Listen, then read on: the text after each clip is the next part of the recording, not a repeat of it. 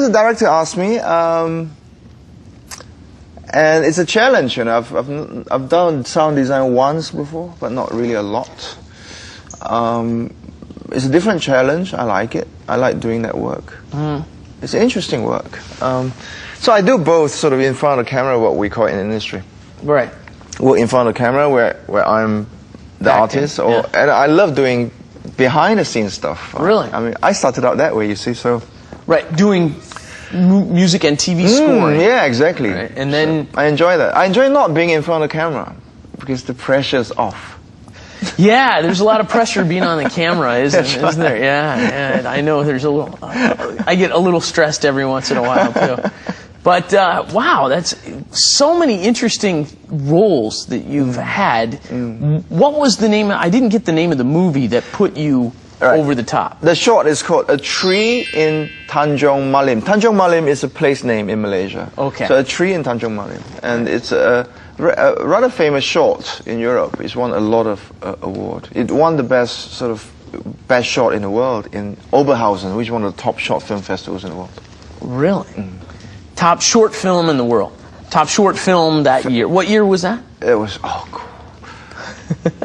2005 maybe? 2006? Okay. Yeah, something like that. A few years ago now. Okay, 2005. Yeah, we're well into quite a ways. So what is when you look at directors and producers, who do you look to and say, wow, that's the kind of producer or film director that I want to be?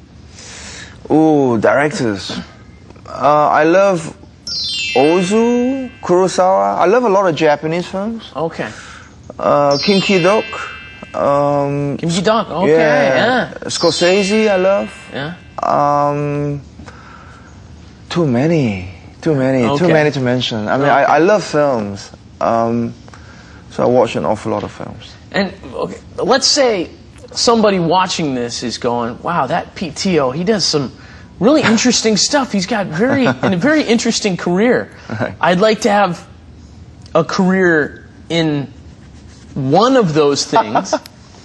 Which one would you recommend to a young person who's looking to maybe do something? Now that you tried the actor thing, you've done production of movies, you've done sound, you've done the soundtrack, you're still a musician, still playing. Yeah, I'm a very active musician. Yeah. Active musician, playing gigs and concerts and stuff. What's your favorite role? I look at myself as a musician still. I have problems thinking of myself as an actor. Okay. If you look at my name card, it doesn't have the word actor on it. Partly because I'm so new at it. People tell me I'm good at it. But it's not something that I feel because I haven't had to work hard at it. You know, it's just something that's came. So I have problems thinking of myself as an actor. Although it probably pays a larger proportion of my bills today than music now. So I enjoy acting. I think it's a wonderful profession. I think all the stuff that I do is interesting, or else I won't do it. Sure. And my advice to your viewers would be that follow whatever that you're good at, whatever that you love more. Always do that. I think if you love something, there's a far better chance of you being good at it than if you're just doing it for another reason. And to be good at something means you may well be successful at it. So I think that's important. So do what you love. Do what you love. Do what you love. Those educators call that the intrinsic motivation. 내적 동기 is when you're doing something you love, you work harder. That's right. And you perform better and you accomplish more. That's right. And you think about it all the time. And most importantly, you don't feel it's work. You know, I'm very fortunate because I don't ever feel that I'm working. Yeah, really. I'm just playing all the time and having a lot of fun. But there must be a lot of, now that you've become relatively successful and relatively famous in Malaysia and other countries as well, must be a lot of headaches on the business side and things like that, don't you? Have negotiations and... Well, that's what you have managers for. I see. I see. So you don't deal with any of that. Let the manager do that. Depending which market. I mean, I have management here, actually. I have management in Japan. Strange enough, in Malaysia, I don't have management. Because I started out without management. And so a lot of people in the industry are used to dealing with me directly.